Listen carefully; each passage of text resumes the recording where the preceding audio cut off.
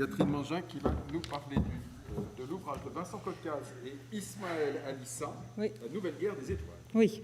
Alors, à tous ceux à qui je m'adresse, pour nous tous, vous qui nous écoutez, nous ici présents, c'est un geste qui est tout à fait banal, c'est le geste de noter. Noter un restaurant, une course en Uber, une expérience en magasin. La note est en quelque sorte devenue notre langue commune, quelque chose qui s'est imposé à nous et dont on ne peut aujourd'hui s'anticiper. La note s'est installée petit en France sans que personne n'y trouve finalement à redire. Alors pourquoi un tel consentement ?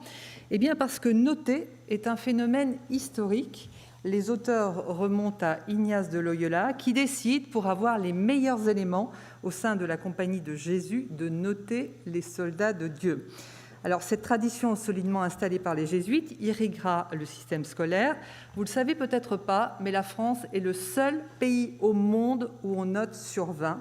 Et cette habitude, cette manie même, on peut dire parfois, rend peut-être finalement le système de notation actuel plus acceptable pour tous.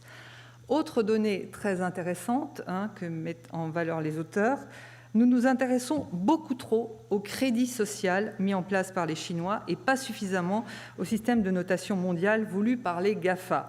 Précision importante, le crédit social chinois était à la base destiné aux banques afin d'avoir des données fiables sur la situation des clients qui voulaient emprunter.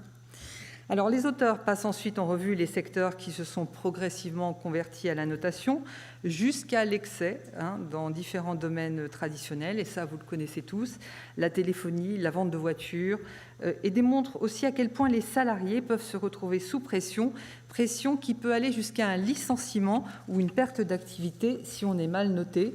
Et là où ça devient tout à fait vertigineux, c'est lorsque l'on touche au secteur de la médecine, avec l'attribution d'étoiles à des praticiens en fonction de critères qui sont malheureusement souvent parfaitement obscurs. Mais alors il y a pire encore que ces notations frénétiques, ce sont les enquêtes cachées. À notre insu, en tant que client, consommateur, usager, on peut être noté et toute notre activité peut être décryptée afin de savoir si l'on constitue un client fiable.